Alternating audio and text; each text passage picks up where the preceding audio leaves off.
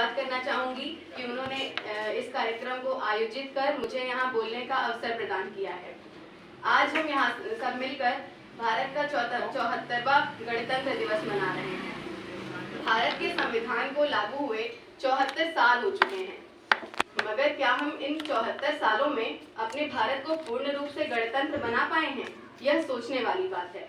गणतंत्र का अर्थ है देश में रहने वाले लोगों की सर्वोच्च शक्ति और सही दिशा में देश के नेतृत्व के लिए राजनीतिक नेता के रूप में अपने प्रतिनिधि को चुनने का अधिकार केवल जनता के पास है।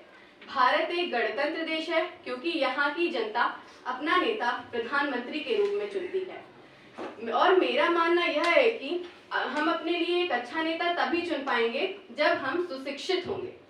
हमारे देश को एक विकासशील देश से विकसित देश बनाने में हमारे नेताओं का बहुत बड़ा योगदान है और उन नेताओं को चुनने में हमारा, तो कुल मिलाकर हम यह कह सकते हैं कि हमारे देश को विकासशील देश से विकसित देश बनाने की यात्रा में हम युवाओं का ही अहम भूमिका है, हम युवाओं की ही अहम भूमिका है।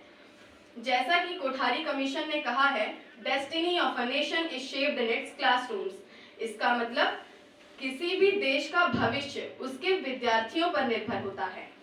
हम जब सुशिक्षित होंगे तभी हम अपने लिए एक अच्छा नेता चुन पाएंगे। किसी भी देश के विद्यार्थियों पर ही निर्भर होता है। इस बारे में हमें गंभीरता से सोचने की जरूरत है और इस बारे में हमें गंभीरता से सोचने की जरूरत है और हमें हमारे लेवल पे, हमारे स्तर पे जो भी प्रयास बन सकता है, हमें अपने देश को आगे बढ़ाने के लिए करना चाहिए। सामाजिक मुद्दे जैसे गरीबी, असमानता, अशिक्षा, बेरोजगारी जैसे मुद्दों पर हमें अवगत रहना चाहिए और जो भी हम अपने स्तर से इसको दूर करने के लिए योगदान दे सकते हैं, हमें देना चाहिए।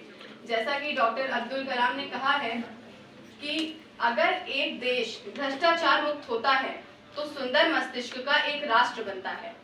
सुंदर मस्तिष्क, और यह सुंदर मस्तिष्क हम इस मिले हुए सुअवसर से शिक्षा ग्रहण करके बना सकते हैं और अपने भारत को एक भ्रष्टाचार मुक्त गौरवशाली भारत बना सकते हैं।